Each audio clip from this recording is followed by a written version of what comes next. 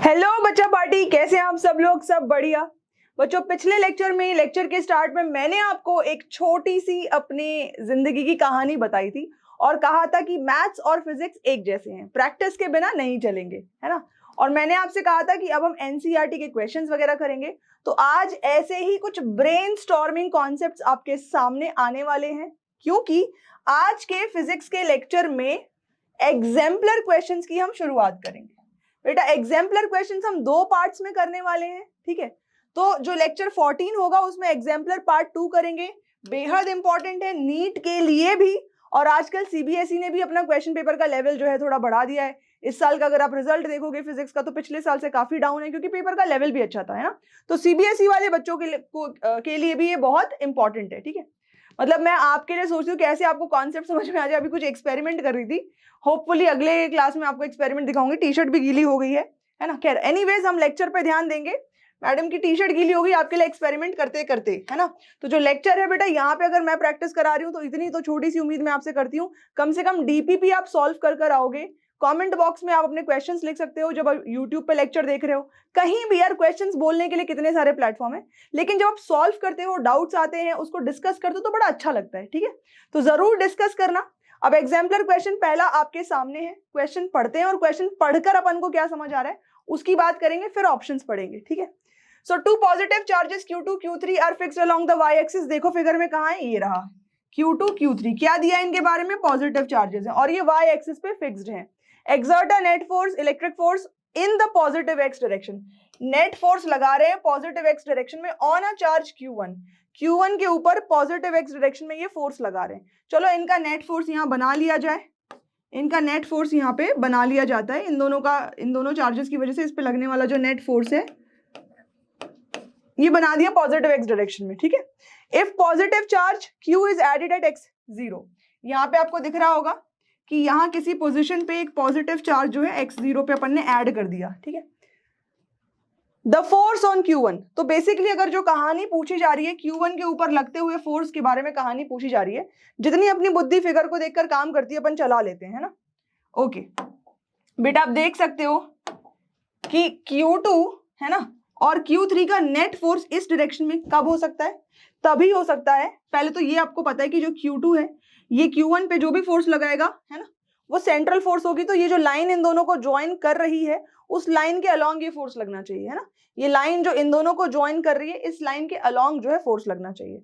अब जाहिर सी बात है आपने वो जो लॉ ऑफ पैरेललोग्राम पढ़ा है ना, पैरेललोग्राम लॉ ऑफ वेक्टर्स, तो यहां से एक पैरेललोग्राम बनाने की कोशिश करो जरा। देखो ये लग रहा है पैरेललोग्राम जैसा, लग रहा है ना। ओके तो बेटा ये रिजल्टेंट तभी हो सकता है जब ये फोर्स होगा ऑन 1 ड्यू टू 2, ठीक है, और ये फोर्स होगा ऑन 1 ड्यू टू 3, ठीक है। अब फोर्स अगर इधर लग रहा है 2 की वजह से तो Q1 जाहिर सी बात है कि नेगेटिव होना चाहिए। तो अपन जो पहला कंक्लूजन यहां से ड्रॉ कर सकते हैं, अपना कंक्लूजन पॉइंट नंबर 1, ठीक है, Q1 must be negative. Q1 must be negative क्योंकि Q2 इसको अपनी तरफ खींच रहा है, Q3 अपनी तरफ खींच रहा है, दोनों पॉजिटिव है, नेगेटिव होगा तभी तो अपनी तरफ खींचेंगे, ठीक। पहला कंक्लूजन। अब इसमें बोला था कि ये जो Q चार्ज है बेटा ये भी पॉजिटिव है, ये भी पॉजिटिव है, तो ये नेगेटिव चार्ज को अपनी तरफ ही तो खींचेगा and along the line joining the two charges. तो चलो प्लस Q की वजह से जो फोर्स लग रहा है ना, ये देखो, ये मान लो ये प्लस Q की वजह से लग रहा है। तो देखो एक इसके ऊपर F नेट लग रहा था इसकी वजह से और इसकी वजह से, ठीक है, और अब एक फोर्स ये भी लग रहा है, इसको मैंने F नाम दे दिया।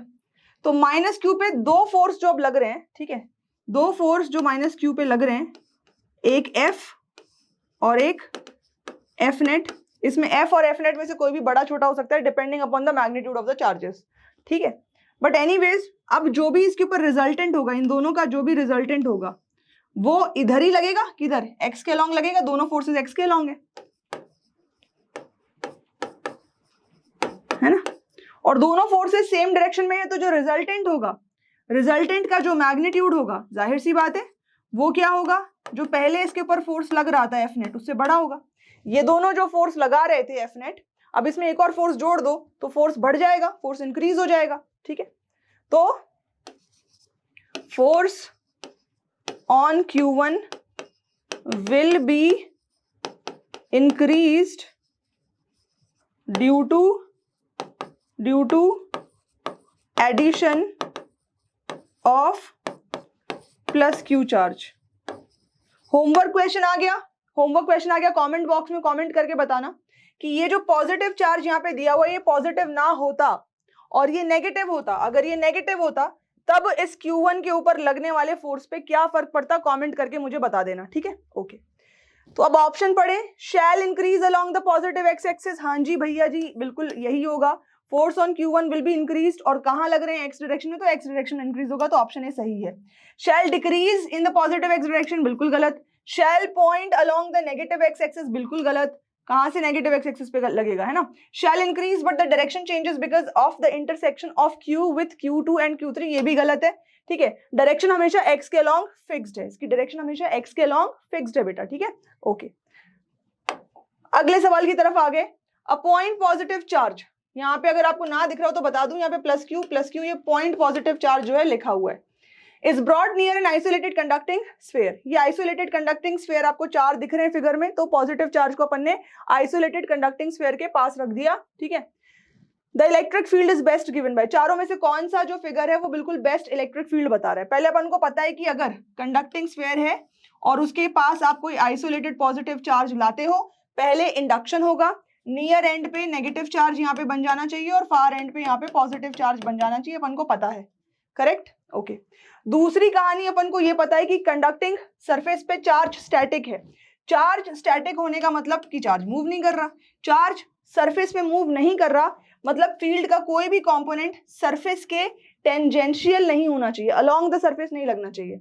तो अगर फील्ड मान लो सरफेस के साथ कोई एंगल बना रही होती, थीटा एंगल बना रही होती, तो इसका एक component E cos theta along the surface होता और एक component E sine theta perpendicular to the surface होता, ठीक है, करेक्ट। और अगर यहाँ पे कोई चार्ज रखा होता तो ई कॉस थीटा क्या करता, उस पे इलेक्ट्रोस्टैटिक फोर्स लगाता और वो उस चार्ज को सरफेस पे मूव करता, पर कहानी खत्म हो जाती, चार्ज तो स्टैटिक है, मतलब ई कॉस थीटा नहीं हो सकता। अगर ई कॉस थीटा नहीं हो सकता तो थीटा ही नहीं हो सकता। बेसिकली थीटा नहीं होने का मतलब यहाँ पे ये है कि ये जो इलेक्ट्रिक फील्ड है ये सरफेस पे परपेंडिकुलर ही होनी चाहिए, कंडक्टिंग स्फीयर सरफेस पे, ठीक है। इलेक्ट्रिक फील्ड हमेशा कैसी होती है, फील्ड लाइन उस पर परपेंडिकुलर होती है। ये बहुत इंपॉर्टेंट, बेहद इंपॉर्टेंट कॉन्सेप्ट है, सीबीएसई में इस कॉन्सेप्ट पे कई बार सवाल आए हैं, ठीक है। Field is always perpendicular to the conducting surface, ठीक है। ओके, तो आपको क्या लगता है कि ये फील्ड परपेंडिकुलर कहीं से कहीं तक दिख रही है, नहीं ना, तो ये तो नहीं हो सकता। सेम यहाँ पे भी ये फील्ड परपेंडिकुलर कहीं से कहीं तक है नहीं। उसके अलावा देखो, क्योंकि ये नेगेटिव चार्ज है तो फील्ड जब भी बनेगी तो चार्ज की तरफ बनेगी, यहाँ पे तरफ बननी चाहिए, चार्ज की तरफ, और पॉजिटिव चार्ज से अवे, ठीक है। देखो यहाँ पे नेगेटिव चार्ज की तरफ बन रही है, पॉजिटिव चार्ज से अवे बन रही है, नेगेटिव चार्ज की तरफ, और ये भी चार्ज की तरफ, यानी पूरे स्फीयर पे नेगेटिव चार्ज है, तो ये भी गलत हो गया, ठीक है। ये वैसे ही गलत हो गया, यहाँ पे फील्ड लाइंस परपेंडिकुलर ही नहीं है, तो एक ही ऑप्शन सही है, ठीक है। यहाँ पे पॉजिटिव चार्ज की वजह से ये नेगेटिव चार्ज डिस्ट्रीब्यूशन दिखा रहा है, ये नेगेटिव चार्ज डिस्ट्रीब्यूशन दिखा रहा है यहाँ पे, और यहाँ पे पॉजिटिव चार्ज हमें समझ आ रहा है कि यहाँ पे पॉजिटिव चार्ज होना चाहिए। उसके अलावा ये जो फील्ड लाइंस कर्व्ड हैं, जाहिर सी बात है जो स्फीयर का सरफेस है, अगर इस पे फील्ड लाइन को परपेंडिकुलर होना है, ये प्लस क्यू था, ये फील्ड लाइन ऐसे जाती, पर यहाँ पे इसको नेगेटिव चार्ज मिला तो ये मुड़ेगी, और स्फीयर पे तभी परपेंडिकुलर हो सकती है जब ये कर्व्ड हो, ठीक है। तो इसीलिए यहाँ पे ये जो ऑप्शन ए है बेटा ये सही है, ठीक है। जाहिर सी बात है सिमिलर लॉजिक से यहाँ पे भी फील्ड लाइन जो है आपको ढंग से दिख नहीं रहा होगा, पर ये 90 डिग्री पे निकलेगी तो कर्व्ड होगी, क्योंकि स्फीयर का सरफेस फ्लैट नहीं है ना। Okay,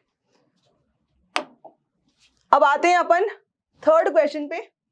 a hemisphere is uniformly charged positively, the electric field at a point on a diameter away from the centre is directed. देखो यहाँ हेमिस्फीयर है और ये यूनिफॉर्मली चार्ज है, कैसा है ये, यूनिफॉर्मली चार्ज। अब यहाँ पे यूनिफॉर्मली चार्ज एग्जैक्टली इसको कैसे विजुअलाइज कर सकते हो, हेमिस्फीयर को आप ऐसे समझो कि ये बहुत सारे सर्कल्स एक के ऊपर एक के ऊपर एक रखे हुए हैं, काफी सारे सर्कल्स क्या हैं, एक के ऊपर एक के ऊपर एक रखे हुए हैं, तो हेमिस्फीयर बनता है ना, तब जाके जो है हेमिस्फीयर बनता है।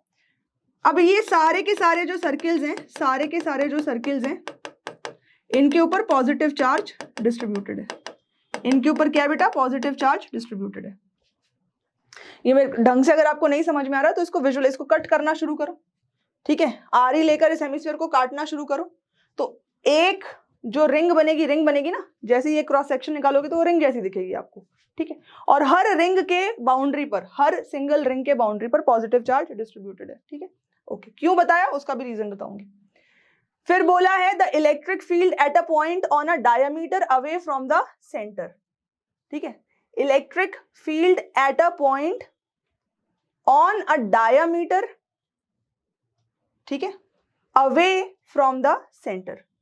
ध्यान से देखना बेटा, डायमीटर की बात हो रही है,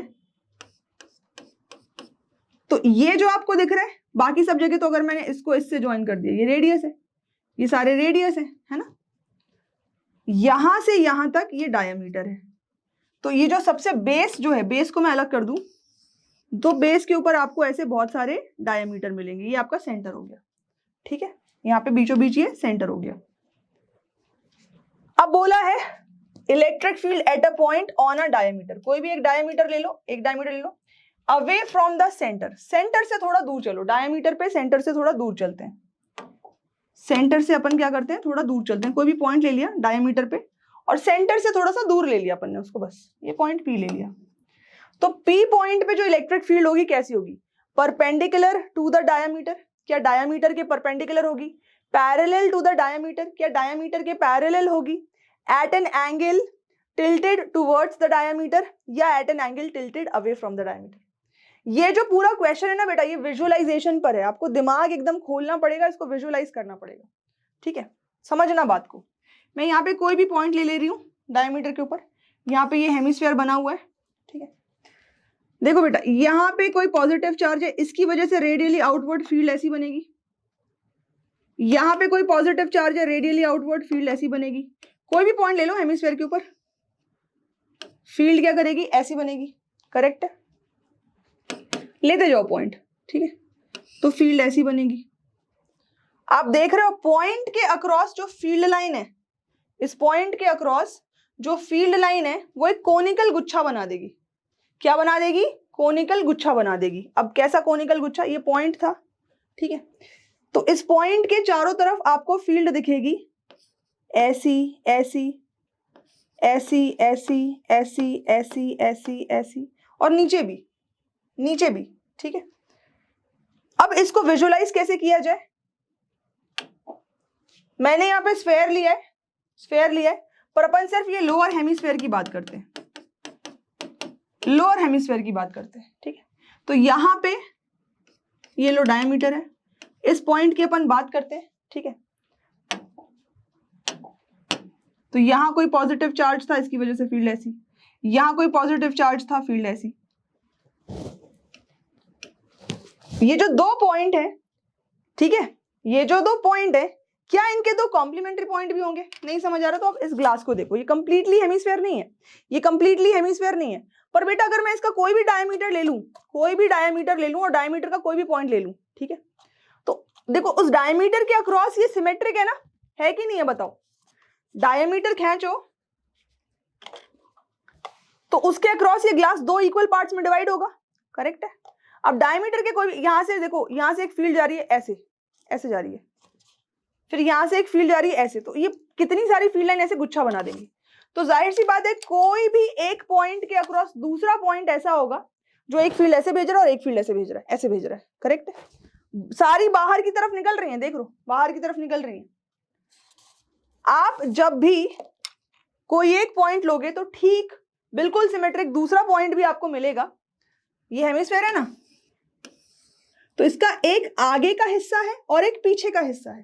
ठीक है, आपने ये पॉइंट लिया तो आगे के हिस्से के पास एक पॉइंट है जिसकी वजह से फील्ड कहीं पे, और ठीक इसके पीछे, ठीक है, ये ग्लास के दो हिस्से ना, एक आगे और एक पीछे, तो आगे के हिस्से की वजह से फील्ड ऐसे गई और ठीक उसके पीछे यहाँ पे एक ऐसा पॉइंट होगा, सिमेट्रिक पॉइंट होगा, जो जिसकी वजह से फील्ड जाएगी।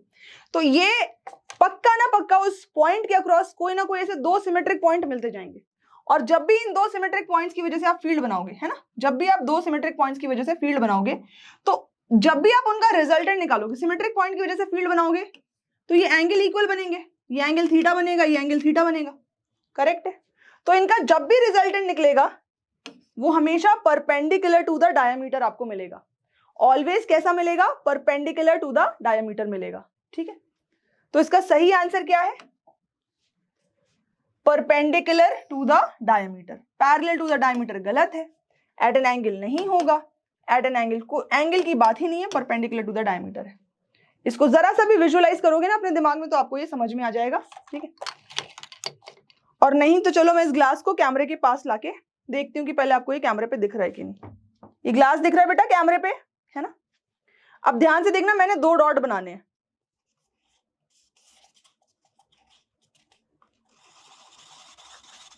देखो शीतल लिखा है, शीतल के श पे ये 1 डॉट है। अब श के ठीक पीछे मैं एक और डॉट बना रही हूं,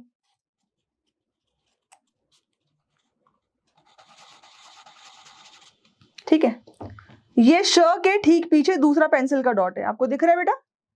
एक ये शीतल के ऊपर ये एक पेंसिल का डॉट है और ठीक पीछे यहाँ पे श के ठीक पीछे यहाँ पे पेंसिल का डॉट है ना। जाहिर सी बात है, अगर आप कोई भी डायमीटर लोगे तो उस डायमीटर के अक्रॉस ये दोनों पॉइंट क्या करेंगे, ये इक्वल फील्ड बनाएंगे रेडियली आउटवर्ड, है ना। तो उनका रिजल्टेंट क्या होगा, उनका रिजल्टेंट डायमीटर के परपेंडिकुलर होगा, जो इस फिगर में मैंने आपको समझाया। ऐसे यहाँ पे एक पीछे का पॉइंट था, यहाँ पे एक पॉइंट था, इसने फील्ड बनाई इस पॉइंट पे, इसने फील्ड बनाई।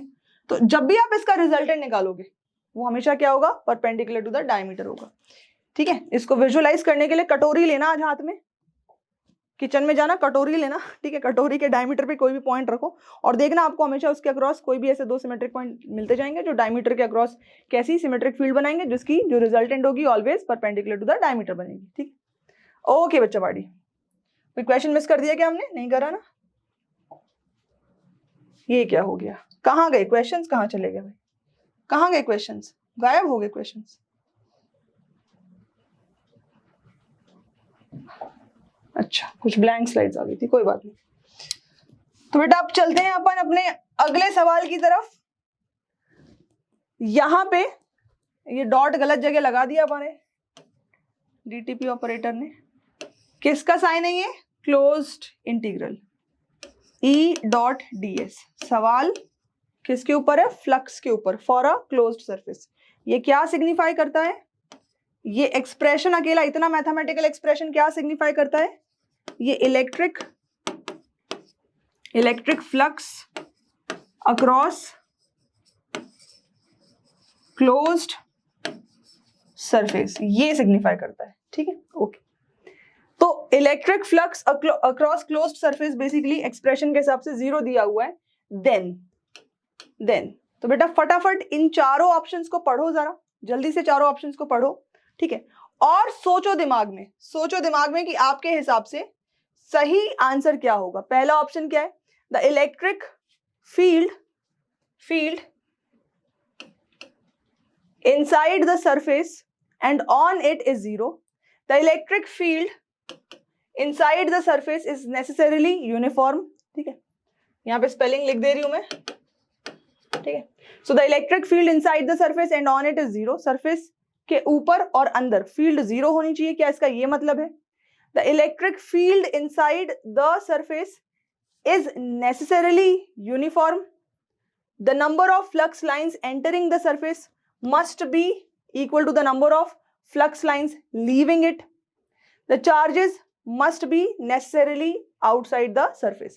तो बेटा आपके हिसाब से इन चारों में से कौन सा ऑप्शन आपको सही लग रहा है, जल्दी से सोच के बताओ। तो बच्चा मैं फिर से बता दूं, इस मैथमेटिकल एक्सप्रेशन का सिर्फ ये मतलब है कि electric flux across closed surface is 0, ये मतलब है, ठीक है। यहाँ पे क्लोज्ड इंटीग्रल है तो क्लोज्ड सरफेस होगा। अब आपको बोला है the electric field line inside the surface and on it is 0, पहला ऑप्शन। फ्लक्स का एग्जैक्टली मतलब क्या है, फ्लक्स का एग्जैक्टली ये मतलब है कि जितनी फील्ड लाइन, मान लो अगर मैंने ये सरफेस मान लिया, फिलहाल क्लोज नहीं ओपन सरफेस मान लो, तो जितनी फील्ड लाइन जा रही है ईस्ट को उतनी ही वेस्ट को जाएंगी, ठीक है। तो फाई नेट 0 होना, ये अपन कह सकते हैं इज इक्वल्स टू 0 का मतलब फाई नेट ये 0 होना। इसका मतलब ये है कि फाई इन और फाई आउट ये बराबर होता है। फाई नेट 0 होने का मतलब क्या है बेटा, फाई इन किसके बराबर है, फाई आउट के। सरफेस के अंदर जितनी फील्ड लाइन एंटर कर रही है उतनी ही फील्ड लाइन क्या कर रही है, सरफेस के बाहर जा रही है, ठीक है। तो field inside the surface and on it is 0। अब एक चीज बताओ, मान लो इस सरफेस के अंदर, इस क्लोज्ड सरफेस के अंदर एक डाइपोल है, प्लस क्यू माइनस क्यू, और मैंने आपको बोला इस क्लोज सरफेस के अंदर इस पॉइंट पे मुझे बताओ कि फील्ड कितनी होगी। आप निकाल पाओगे कि नहीं निकाल पाओगे? निकाल पाओगे। क्यों? क्योंकि डाइपोल की वजह से किसी आर्बिट्री पॉइंट पे आप निकाल सकते हो ना फील्ड। तो भैया फील्ड तो है, चार्ज है, फील्ड है ना। फ्लक्स जीरो होने का मतलब ये नहीं हुआ कि फील्ड क्या हो गई? जीरो हो गई। ठीक है, तो ये ऑप्शन अपन डिस्कार्ड कर देते हैं। ठीक है, क्योंकि अंदर डाइपोल है, क्लोज सरफेस के अंदर जो है चार्ज, नेट चार्ज जीरो है, तो गॉस लॉ अगर अपन लगा देंगे तो गॉस लॉ कहता है charge enclosed with in the closed surface by epsilon not, ये फ्लक्स होता है। ठीक है,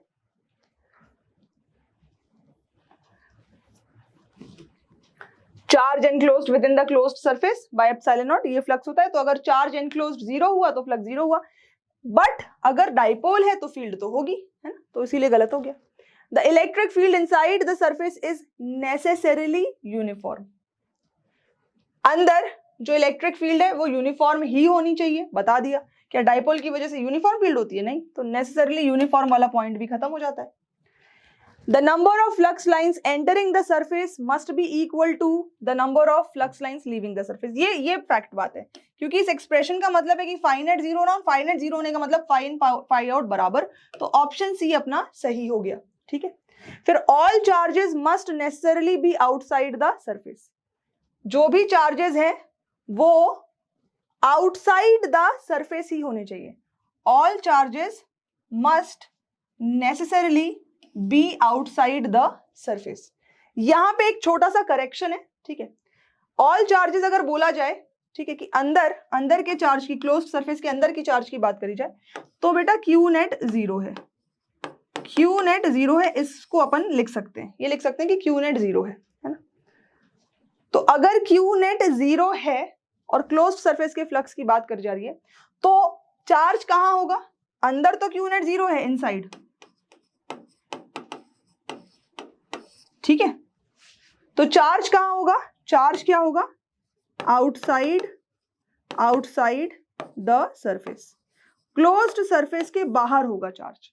ठीक है, अंदर नेट चार्ज जीरो है, तो यहाँ पे जो ऑल चार्ज लिखा हुआ है ना, ऑल चार्ज जो लिखा हुआ है, इसका मतलब यहाँ पे ये है कि इनसाइड सरफेस के अंदर नेट चार्ज जीरो है, तो जो चार्जेस एग्जिस्ट करेंगे वो बाहर करेंगे। इसका मतलब ये नहीं है कि सरफेस के अंदर चार्ज नहीं हो सकते, पर यहाँ पे सरफेस के अंदर के सारे चार्जेस को एक चार्ज की तरह ट्रीट किया गया है, जो कि नेट चार्ज है।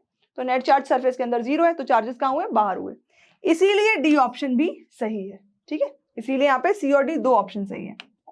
अब आते हैं नेक्स्ट क्वेश्चन पे, क्वेश्चन नंबर 5 पे।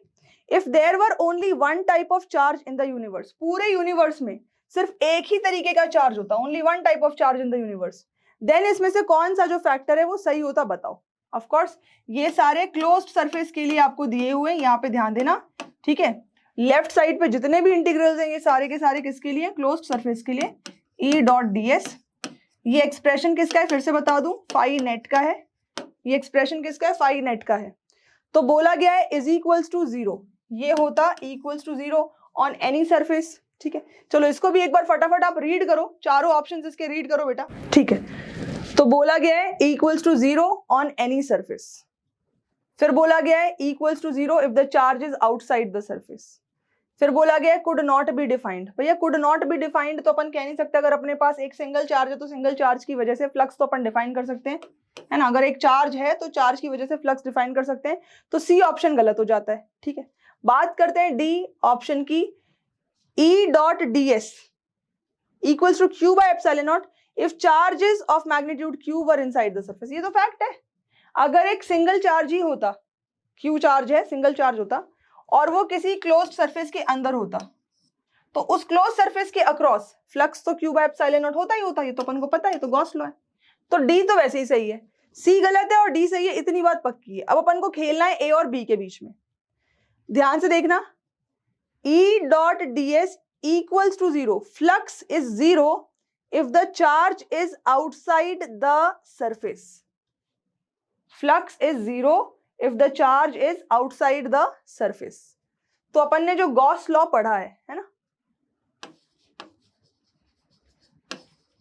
जो अपन ने गॉस लॉ पढ़ा है, अपन ने क्या करा, integral E dot d s is equals to क्या बोला, Q बाय एप्सिलॉन नॉट बोला, ये गॉस लॉ पढ़ा ना, जहां पे ये Q क्या है, ये Q एनक्लोज्ड है, Q क्या है, Q एनक्लोज्ड है। तो क्लोज्ड सरफेस के अंदर अगर Q है तो इस Q की वजह से इस सरफेस के अक्रॉस, इस सरफेस के अक्रॉस अपन फ्लक्स क्या बोलते हैं, Q बाय एप्सिलॉन नॉट। तो अगर इसके अंदर चार्ज नहीं है, इसके अंदर कोई भी चार्ज नहीं है, समझना बात को, इसके अंदर कोई भी चार्ज नहीं है, कोई भी चार्ज ना होने का मतलब भी कुछ होता है, जानबूझकर ऐसे ही नहीं बोला होगा, स्टेटमेंट होने का कुछ मतलब होता है। तो इसका मतलब मान के चलो कि इस क्लोज्ड सरफेस से बाहर है चार्ज, चार्ज कहाँ है, चार्ज बाहर है। और अगर चार्ज बाहर होगा, नेगेटिव या पॉजिटिव, अगर क्लोज सरफेस के बाहर चार्ज होगा तो जितनी फील्ड लाइंस इस सरफेस के अंदर आएंगी उतनी ही फील्ड लाइन सरफेस से बाहर गुजर जाएंगी, ठीक है, जितनी फील्ड लाइन सरफेस के अंदर आएंगी उतनी ही बाहर गुजर जाएंगी, ठीक है। तो ये बिल्कुल सही बात है। उस केस में अगर चार्ज बाहर होता, चार्ज इज आउटसाइड, तो इस क्लोज्ड सरफेस के लिए फ्लक्स कितना होता बेटा, 0 होता। बात आ रही समझ में, इसीलिए बी ऑप्शन भी सही है। ए ऑप्शन की अगर बात करें तो E dot d s equals to 0 on any surface, किसी भी सरफेस पे। भैया ये तो गलत हो गया ना, क्यों, क्लोज्ड सरफेस पे क्या 0 होता, क्या क्लोज्ड सरफेस पे E डॉट डी एस 0 होता, क्लोज सरफेस पे तो पहले डी, अगर डी ऑप्शन सही है तो ए तो सही हो ही नहीं सकता, ठीक है। तो इसके कौन कौन से ऑप्शन सही है बेटा, बी और डी, ये दो ऑप्शन सही है, ठीक है। आगे बढ़ते हैं अगले सवाल की तरफ।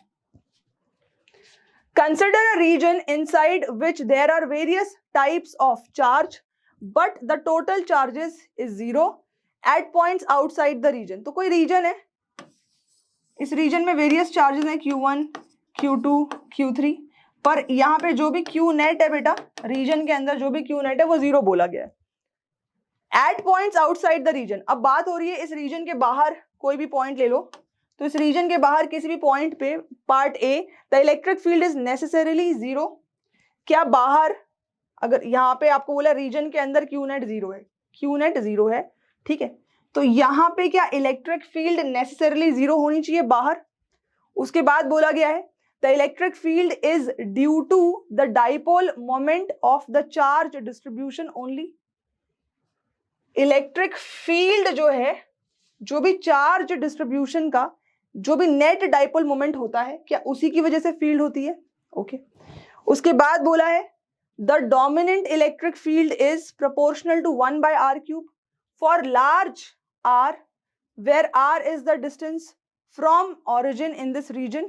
अच्छा, the work done to move a charged particle along a closed path away from the region will be 0।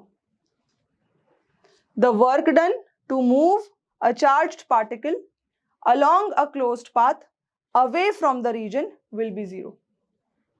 चारों ऑप्शन पढ़ लिया अपन ने, अब एक एक को एनालाइज करते हैं। देखो पहले तो सी ऑप्शन को देख लो, the dominant electric field is proportional to 1 by r³। ये सही हो सकता है क्योंकि Q नेट होने का 0 होने का सीधा मतलब ये है कि रीजन के अंदर जो भी चार्जेस हैं उनमें कुछ तो नेट डाइपोल मोमेंट है, वो डाइपोल बना रहे हैं।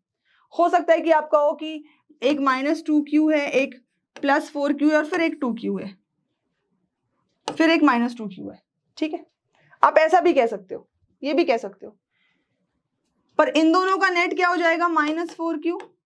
तो -4Q इन दोनों का नेट हो गया, है ना। तो -4Q और ये जो +4Q है, इसकी वजह से हम कह सकते हैं क्या है कि एक नेट डाइपोल मोमेंट है। ये वैसा सा हो गया कि अंदर मान लो कि एक वाटर का मॉलिक्यूल बंद है, HOO, एक वाटर का मॉलिक्यूल बंद है, तो यहाँ पे अपन के पास पार्शियल नेगेटिव और पार्शियल पॉजिटिव चार्ज, ऐसा सा सिस्टम हो गया, है ना।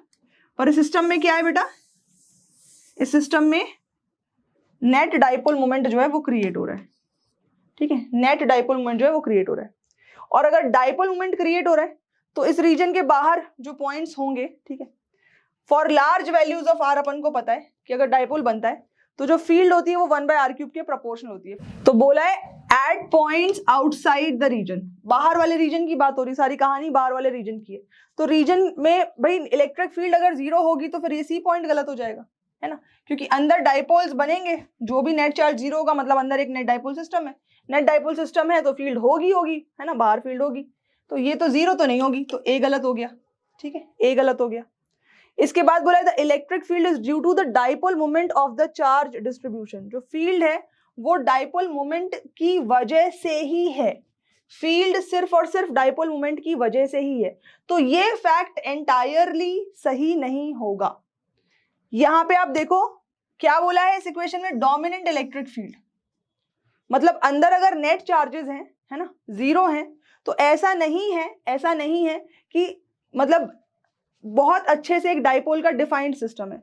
देखो अगर हम एक डाइपोल कहते हैं तो ये minus Q plus Q, dipole को डिफाइन कैसे करते हैं, two equal and opposite charges separated by a small distance, two equal and opposite charges separated by a small distance, तब हम उसको कहते हैं कि यार ये परफेक्ट एक डाइपोल बन रहा है अपना। पर अगर ऐसा नहीं है तो dipole moment, net dipole moment बन सकता है, लेकिन सारे के सारे डाइपोल जैसा बिहेव नहीं कर रहे कंप्लीटली, जो जैसा एक डाइपोल बिहेव करता है बिल्कुल वैसा बिहेव नहीं करेंगे, अलग अलग चार्जेस हैं उन सबको मिलाकर एक डाइपोल बन रहा है ना। तो यहां बोला electric field is due to dipole moment of charge distribution only. Dominant field जो होगी, जो डोमिनेंट मतलब जो वेरियस फील्ड्स बनेंगी उसमें जो डोमिनेंट फील्ड होगी वो डाइपोल लाइक प्रॉपर्टी की वजह से होगी, है ना।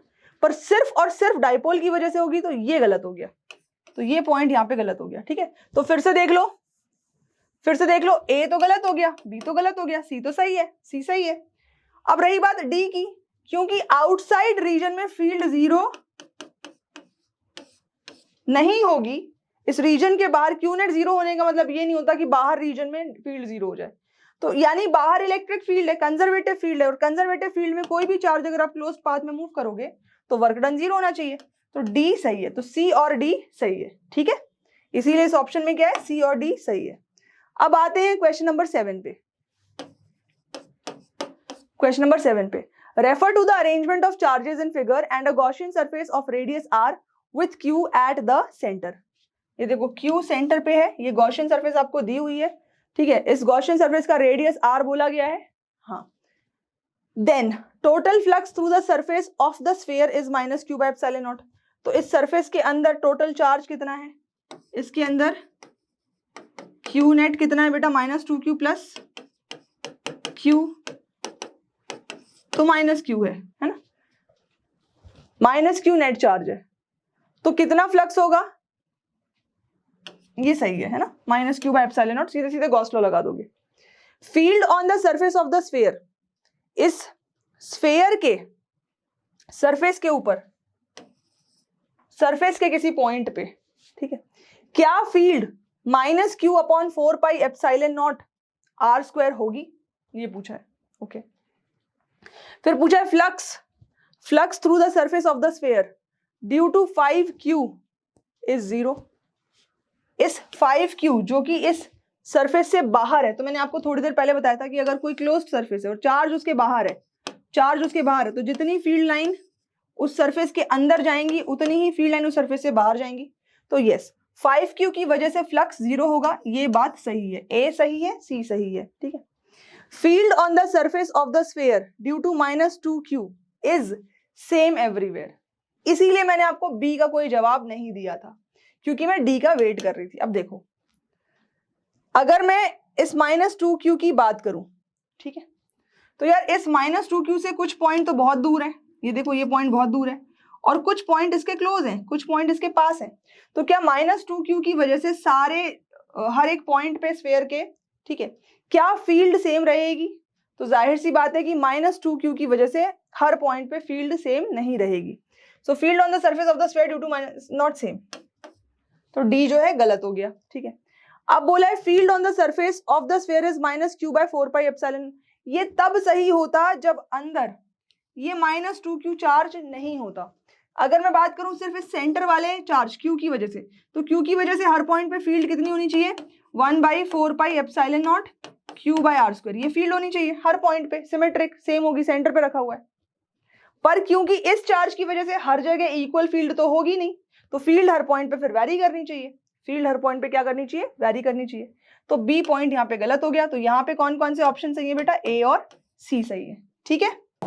अब बेटा अगला सवाल देखते हैं। A positive charge Q is uniformly distributed along a circular ring of radius r। ये आपको सर्कुलर रिंग देख रही है रेडियस r की। A small test charge Q is placed at the centre of the ring. छोटा सा test charge जिसके centre पे रखा हुआ है, ठीक है, सेंटर पे रखा हुआ है। अब क्या क्या होगा, इस रिंग को ना आप थोड़ा ऐसे विजुअलाइज कर लो, ठीक है, ये हो गई इसकी एक्सिस, यहाँ पे पॉजिटिव चार्ज रखा हुआ है और इस रिंग के ऊपर ये पॉजिटिव चार्ज डिस्ट्रीब्यूशन है। इस रिंग के ऊपर क्या है, ये पॉजिटिव चार्ज डिस्ट्रीब्यूशन है। Q पॉजिटिव चार्ज है greater than 0 is placed away from the centre in the plane of the ring. ये लाइन इंपॉर्टेंट है, क्या बोला है, प्लेन ऑफ द रिंग। इसको सेंटर से अपन खिसकाते हैं, पर खिसका के कहां ले जा रहे हैं, इसी प्लेन पे, ठीक है, ध्यान से देखना, इसको उठा के यहां ले गए। It will be pushed back towards the centre. क्या ऐसा होगा बेटा, देखो इस पॉजिटिव चार्ज पे सिर्फ एक ही पॉइंट है जहां पे नेट फोर्सेस जो है, जहां पे ये इक्विलिब्रियम में है ना, जहां पे ये इक्विलिब्रियम में, जहां पे नेट फोर्सेस एक दूसरे को या नेट फील्ड कैंसिल आउट कर रही है। आपको पता है ना कि एक यूनिफॉर्मली चार्ज्ड रिंग के सेंटर में, ठीक बीचों बीच सेंटर में फील्ड कितनी होती है, E is equal to 0, field 0 होती है, ठीक है, ओके। तो यहाँ पे ये इक्विलिब्रियम में था, आप इसको इक्विलिब्रियम से डिस्टर्ब करोगे, तो क्या होगा, ये जाहिर सी बात है वापस आने की कोशिश करेगा। तो पहला पॉइंट ट्रू है, जैसे ही आप इसको इक्विलिब्रियम से डिस्टर्ब करोगे ये वापस अपनी स्टेबिलिटी की तरफ जाएगा, उस पॉइंट की तरफ वापस जाएगा, तो ये सही है। If Q is greater than 0 and is displaced away from the center in the plane of the ring, ठीक है, it will never return to the center and will continue moving till it hits the ring। तो ये गलत हो गया, आपने इसको disturb किया है, जैसे ही डिस्टर्ब किया है इसको अपनी स्टेबिलिटी में आना है, तो ये जाहिर सी बात है ये वापस आएगा। तो ये जैसे ही पहला पॉइंट सही होता है दूसरा गलत हो जाता है। If Q is less than 0 it will perform SHM for small displacements along the axis, ठीक है। Q less than 0 मतलब अगर ये Q नेगेटिव होता, अब देखना, मान लो कि ये Q अगर नेगेटिव होता और आप इस Q नेगेटिव को खींच के यहाँ पे ले आए, ठीक है, for small displacement along the axis बोला गया है ना, तो Q नेगेटिव है और खींच के आपने यहाँ पे अप्लाइड फोर्स लगा दी, ठीक है। अब देखो इस पॉइंट पे इस पॉजिटिव चार्ज की वजह से फील्ड किधर को लगती, ऐसे ऐसे, नेट फील्ड किधर होता, इधर होता ई नेट, ये होता ई नेट, ठीक है। तो ई नेट की वजह से इलेक्ट्रोस्टैटिक फोर्स किधर होता, इधर होता, और नेगेटिव चार्ज पे इलेक्ट्रोस्टैटिक फोर्स ऑपोजिट डायरेक्शन में लगता है। ई नेट अगर इधर है तो पॉजिटिव चार्ज पे एफ इधर होता, क्योंकि ये नेगेटिव चार्ज है तो इसके ऊपर जो इलेक्ट्रोस्टैटिक फोर्स है वो पीछे लगता, तो इसको खींच रहा है फोर्स पीछे की तरफ और आपने धक्का मारा आगे की तरफ, तो क्या करेगा, ये SHM करेगा, तो ये सही है। If Q is less than 0 it is going to perform SHM for small displacements, ठीक है। अच्छा डी पॉइंट की बात करते हैं। Q at the center of the ring is in an unstable equilibrium within the plane of the ring for Q greater than 0। अगर Q greater than 0 है, ठीक है, अगर वो सेंटर पे है, is in an unstable equilibrium within the plane of the ring, ठीक है, ओके। अगर बात करी जाए, जैसे यहाँ पे आपको दिख रहा है ये प्लेन ऑफ द रिंग है, डायमीटर पे कोई भी दो चार्जेस होंगे, ये रेडियली आउटवर्ड ऐसी फील्ड लगाएगा, ये रेडियली आउटवर्ड ऐसी फील्ड लगाएगा, तो बेटा सेंटर पे तो ये इक्विलिब्रियम में है, सेंटर पे इसको दिक्कत नहीं है, सेंटर पे तो इक्विलिब्रियम में है, पर जैसे इसको किसी और पॉइंट पे ले जाओगे तो इसकी वजह से लगने वाला फोर्स बढ़ जाएगा और इसकी वजह से डायमेट्रिकली ऑपोजिट, इस यहां से इसकी दूरी बढ़ गई तो ये फोर्स कम लगाएगा, ये फोर्स ज्यादा लगाएगा, करेक्ट है। ये ज्यादा फोर्स के साथ रिपेल कर रहा है और ये कम फोर्स के साथ रिपेल कर रहा है, तो ये क्या हो गया, अनस्टेबल हो गया। बात आ रही समझ में, है ना। तो yes, plane of the ring में ही अनस्टेबल है, बट सेंटर पे इसको दिक्कत नहीं है, सेंटर पे इसको दिक्कत नहीं है, सेंटर पे ये इस पे नेट फोर्स जो लग रहे हैं वो 0 है, ठीक है। तो Q at the centre of the ring is in an unstable equilibrium within the plane of the ring, नहीं, सेंटर पे अनस्टेबल इक्विलिब्रियम में नहीं है, सेंटर पे इसको तकलीफ नहीं है, सेंटर पे इसको दिक्कत नहीं है, ठीक है। तो इसीलिए डी गलत हो गया। तो कौन कौन से सही हो गए यहाँ पे, ए एंड सी, क्या क्या सही हो गया इसमें, ए एंड सी, ठीक है, ओके। अब आते हैं अपन नवे क्वेश्चन की तरफ। A metallic spherical shell has an inner radius, एक शेल है उसका इनर रेडियस है r1 and outer radius r2, shell का आउटर रेडियस क्या है बेटा, r2, inner radius r1, outer radius r2 is placed at the center of a spherical cavity। metallic spherical shell है, has an inner and outer radius r1 r2, charge q is placed at the center of the spherical cavity, what will be the surface charge density on inner and the outer surface? Inner और outer surface पे क्या surface charge density होगी अगर अपन ने charge Q को यहाँ पे, ये पॉजिटिव चार्ज को यहाँ पे रख दिया तो क्या होगा? ठीक है, चार्ज डेंसिटी पूछी है, यहाँ पे मैंने सिग्मा 1 लिख दिया चार्ज डेंसिटी को और यहाँ पे सिग्मा 2 लिख दिया। ठीक है, देखो ये जो शेल है ना, शेल, तो शेल की वजह से ये Q क्या करेगा, ये यहाँ पे नेगेटिव चार्ज को इंड्यूस करेगा। ठीक है, जैसे ही नेगेटिव चार्ज इंड्यूस करने का मतलब क्या है, जो मेटल है ये पूरा, ये एक शेल है तो ये पूरा रीजन एक मेटल है ना, तो मतलब मेटल के जो इलेक्ट्रॉन्स हैं, मेटल के इलेक्ट्रॉन्स यहाँ इकट्ठा हो गए। कहाँ इकट्ठा हो गए? यहाँ, इस तरफ इकट्ठा हो गए। तो ये जो रीजन बनेगा, ये रीजन कैसा बनेगा? इलेक्ट्रॉन डेफिसिट रीजन बनेगा। तो आउटर सरफेस पे क्या इकट्ठा हो जाएगा? Positive charge. पर charge can neither be created nor it can be destroyed. Charge can neither be created nor, तो जो इनिशियली यहाँ सेंटर पे चार्ज था Q उतना ही रहना चाहिए। मतलब शेल के इनर और आउटर सरफेस पे जो चार्जेस आपको दिख रहे हैं, इंड्यूस चार्जेस, ठीक है, इनका टोटल सम, नेट सम कितना होना चाहिए? 0। ये सेंटर में अगर Q है तो यहाँ पे जो टोटल चार्ज इंड्यूस होगा -Q होगा और यहाँ पे +Q होगा। ठीक है, अब सिग्मा 1 की वैल्यू रखते हैं। सिग्मा 1 किसकी वजह से? -Q की वजह से, तो -Q divided bye inner surface area 4πr1²। Sigma 2 ये बाहर के पॉजिटिव चार्ज की वजह से, तो +Q divided by 4π outer surface का एरिया, तो 4πr2²। यही पूछा था, लिख दिया, एक्सप्रेशन लिखने थे। ठीक है, ओके। अब आते हैं 10वें क्वेश्चन पे। The dimensions of an atom are of the order of an angstrom, thus there must be large electric fields between protons and electrons। एक एटम बहुत बेहद छोटा होता है ना। एक एटम को अगर आप स्फेरिकल मान लेते हो तो एटॉमिक रेडियस 10⁻⁻10 मीटर्स, या कह लो कि 1 एंगस्ट्रॉम। ठीक है, ये 1 एंगस्ट्रॉम के बराबर की एटॉमिक रेडियस मानी जाती है। और उतने छोटे से स्पेस में इलेक्ट्रॉन्स और प्रोटॉन्स, नेगेटिव और पॉजिटिव चार्जेस एग्जिस्ट करते हैं। तो क्वेश्चन कह रहा है तो फिर तो बड़ी स्ट्रॉन्ग फील्ड बननी चाहिए। Why then is the electrostatic field inside a conductor 0? कोई भी अगर आप कंडक्टर लेते हो, है ना, कभी भी आपने कहा कि कंडक्टर है बेटा, जिसके अक्रॉस आपने कोई पोटेंशियल डिफरेंस कनेक्ट नहीं करा, कोई बैटरी कनेक्ट नहीं करी, तो उसके अंदर फील्ड 0 होता है। अब ये मेटल का पेन है, ये मेटल का पेन है, इसको टच कर रही हूँ, क्या मेरे को करंट लग रहा है? नहीं लग रहा। कोई मेटल टच करते हो, करंट लगता है? नहीं लगता। जब तक उस पर पोटेंशियल डिफरेंस अप्लाई ना करो आपको करंट फील नहीं होता। करंट फील नहीं हो रहा क्योंकि उसके अंदर जो चार्जेस है वो मूव नहीं कर रहे। चार्जेस इसलिए मूव नहीं कर रहे क्योंकि उन पे कोई धक्का नहीं लग रहा, फोर्स नहीं, नेट इलेक्ट्रोस्टैटिक फोर्स नहीं लग रहा। नेट इलेक्ट्रोस्टैटिक फोर्स इसलिए नहीं लग रहा क्योंकि फील्ड कितनी है? 0 है। तो है क्यों 0? भैया इतने सारे एटम्स का बना हुआ है और एटम्स के अंदर इतने सारे चार्जेस हैं। तो ये तो बहुत बेसिक सी बात है कि अपन को पता है कि एटम जो है बेटा वो इलेक्ट्रिकली न्यूट्रल है। क्या है? Electrically neutral. ठीक है, पर रुको जरा, ठीक है एटम इलेक्ट्रिकली न्यूट्रल है तो क्या हुआ? हम तो कंडक्टर की बात कर रहे हैं। हम किसकी बात कर रहे हैं? कंडक्टर की। और अगर कंडक्टर की बात करी जाए तो कंडक्टर में अपन को पता है कि फ्री इलेक्ट्रॉन्स होते हैं। कंडक्टर में तो फ्री इलेक्ट्रॉन्स होते हैं, तो आयंस होंगे साथ में, तो चार्जेस हैं, तो फील्ड क्यों नहीं बनती? फिर फील्ड क्यों नहीं बनती? फिर फील्ड 0 क्यों होता है? इसका रीजन ये है बेटा कि ये बात सही है कि आयंस हैं और फ्री इलेक्ट्रॉन्स हैं, है ना, पर यहां पे जो आयंस हैं वो काफी क्लोजली पैक्ड है, काफी क्लोजली पैक्ड है। ठीक है, काफी क्लोजली पैक्ड है। इतने ज्यादा क्लोजली पैक्ड है ये कि ये एक दूसरे की फील्ड को एवरेज आउट करके फील्ड 0 बनाते हैं। तो इसका मेन रीजन क्या है? आयंस और charges are very closely packed.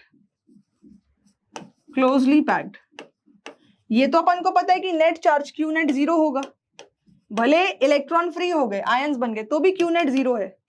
Q net 0 है और ये सारे चार्जेस इकट्ठे आपस में बहुत छोटे एरिया में कन्फाइंड है, काफी क्लोजली पैक्ड है। ठीक है, तो Q नेट जब 0 होता है, भले फ्री इलेक्ट्रॉन है और वो छोटे कम एरिया में कन्फाइंड है ना, तो आप ये कह सकते हो कि वो बेसिकली एक इलेक्ट्रिकली न्यूट्रल एटम जैसा बिहेव करता है, ठीक है, very closely packed, behave as electrically neutral atom, ठीक है, hence electric field inside a conductor is 0, ठीक है। इस एक्सप्लेनेशन को ढंग से अपने शब्दों में बयान कर देना। अब आते हैं बेटा क्वेश्चन नंबर 11 पे। If the total charge enclosed bye a surface is 0, कोई सरफेस है, चार्ज एनक्लोज्ड की बात हो रही है, तो इसके अंदर जो भी क्यू नेट है वो 0 है।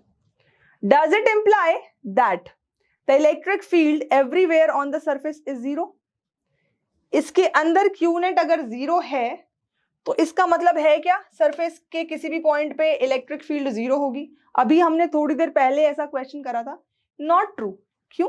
जैसे मैंने बोला कि कोई भी सरफेस है, मैंने कहा इसके अंदर एक डाइपोल है, प्लस क्यू है माइनस क्यू, एक डाइपोल है, तो भैया डाइपोल की वजह से क्या इस पॉइंट पे फील्ड नहीं होगी? होगी फील्ड। नेट चार्ज 0 होने का मतलब क्या ये है कि सरफेस पे फील्ड नहीं होगी? फिर से पढ़ो, total charge enclosed by surface 0, does it imply that electric field everywhere on the surface? No. पहले पार्ट का आंसर क्या है? No, it does not imply, it does not imply. काफी इंपॉर्टेंट क्वेश्चन है ये, ठीक है। Conversely, if the electric field everywhere on a surface is 0, मान लेते हैं कि सरफेस पे हर पॉइंट पे इलेक्ट्रिक फील्ड 0 है, तो सरफेस के हर पॉइंट पे ई जो है वो 0 है, ठीक है। अब देखो इसके अंदर मान लो क्यू नेट कुछ है, तो अगर इसके अंदर क्यू नेट कुछ है तो अपन वही लिखेंगे, इसके अक्रॉस जो फ्लक्स होगा गॉस लॉ के अकॉर्डिंग क्या होना चाहिए बेटा? ई डॉट डी एस का क्लोज्ड इंटीग्रल ये बराबर होना चाहिए Q net bye epsilon not के, करेक्ट है। और ई जो है उसको 0 रखो जरा, जैसे ही ई को 0 रखोगे इमीडिएटली क्यू क्या मिलेगा? क्यू नेट क्या मिलेगा? 0। तो यहां पे तो no it does not imply, but जो लेटर पार्ट है कन्वर्सली यहां पे yes, yes it does imply, it does imply, ठीक है। तो कन्वर्स इज ट्रू, ठीक है। अब चलते हैं अपन आखिरी सवाल पे। Sketch the electric field lines for a uniformly charged hollow cylinder shown. Uniformly charged hollow cylinder है तो इसके अक्रॉस कैसी इलेक्ट्रिक फील्ड लाइंस बनेंगी ये अपन को बताना है, ठीक है। देखो बेटा, सबसे पहले तो अगेन अगर आप सिलेंडर को कट करना चालू कर दो तो सिलेंडर रिंग्स का बना हुआ है और सारी रिंग्स की रेडियस यूनिफॉर्म होगी, है ना। तो अगर रिंग के ऊपर बाहरी सरफेस पे ये जो चार्ज है, ठीक है, ये इस तरीके से जो है चार्ज बना हुआ है रिंग के ऊपर, तो अगर मैं बोलूं कि भैया ये बताओ कि फील्ड लाइन जो है कैसी बनेगी, तो इन सारी सरफेस के ऊपर के चार्जेस की वजह से ये फील्ड लाइन ऐसी बननी चाहिए, ऐसी बननी चाहिए।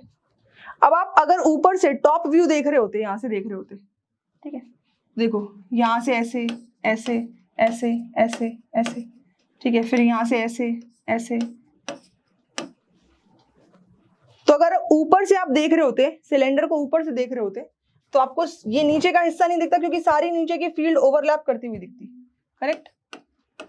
तो ये टॉप व्यू ऐसा दिखता। अब क्या है कि सिलेंडर के ये जो है ना, ये एजेस है बेटा, एजेस पे होता है कोरोना इफेक्ट, बीमारी वाला नहीं, एक दूसरा कोरोना इफेक्ट होता है। शार्प एजेस पे चार्ज डेंसिटी ज्यादा होती है। यहाँ पे ये जो एजेस होंगे ना, ये जो किनारे हैं, यहाँ पे चार्ज डेंसिटी ज्यादा होगी, ठीक है। कोरोना इफेक्ट इज क्या? High charge density at the edges, edges के ऊपर चार्ज डेंसिटी ज्यादा होती है ना, इसको अपन कोरोना इफेक्ट बोलते हैं, ओके।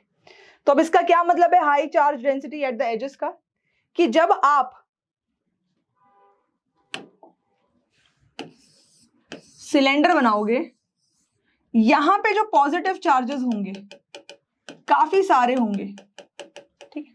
तो बेटा ये जो है ना, इसको इतना ऊपर के जो सरफेस के ऊपर जो पॉजिटिव चार्ज है टॉप, इसको इतना रिपल्जन मिलेगा कि ये जो है ये थोड़ा ऐसा बेंड हो जाती है, ये ऐसा बेंड हो जाती है, ठीक है। सिमिलरली यहाँ पे भी ऐसा ही होता है, ठीक है। इस तरीके से ये फील्ड लाइन जो है बेंड हो जाती है, यहाँ जो पॉजिटिव चार्जेस है इनकी वजह से।